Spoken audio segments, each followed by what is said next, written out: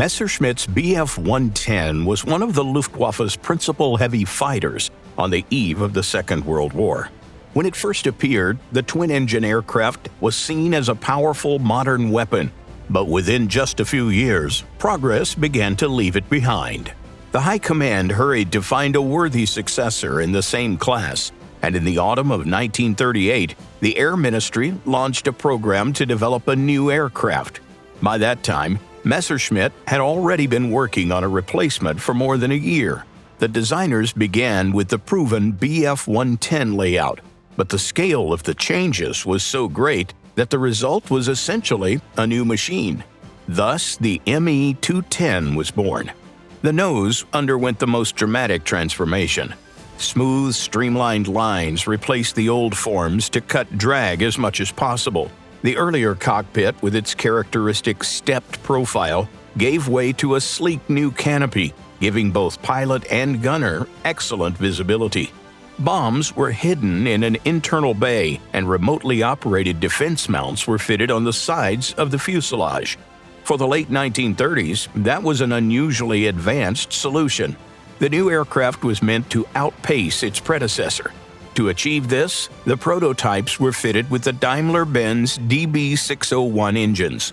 These were considered the pinnacle of German piston engine design at the time and were the best the industry could offer its pilots. Flight tests, however, revealed serious handling problems. The aircraft proved unstable. In turns, it could suddenly snap into a spin, and deploying the automatic leading-edge slats triggered dangerous oscillations.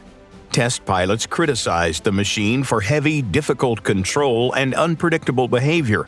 Engineers were forced to rework the wing and tail almost on the fly, but the long process of fixing the faults dragged on for years.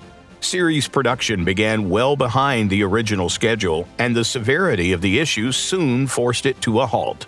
The Luftwaffe received only a modest batch of Me-210s before production was gradually wound down. Even improved aircraft never won pilots' affection. Yet the project was not written off entirely. After a major redesign, the aircraft was effectively reborn as the Messerschmitt Me-410. More powerful engines and refined aerodynamics finally eliminated most of the earlier design's fatal flaws.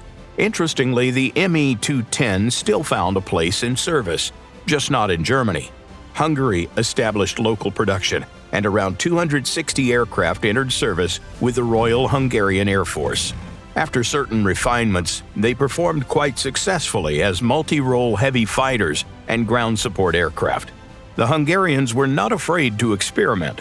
Some machines were fitted with a powerful 40mm Bofors cannon for engaging heavy bombers. The Me-210 may have never earned glory in the skies, but its place in history turned out to be far more important than it seems at first glance. The hard lessons of the program forced engineers to rethink familiar approaches.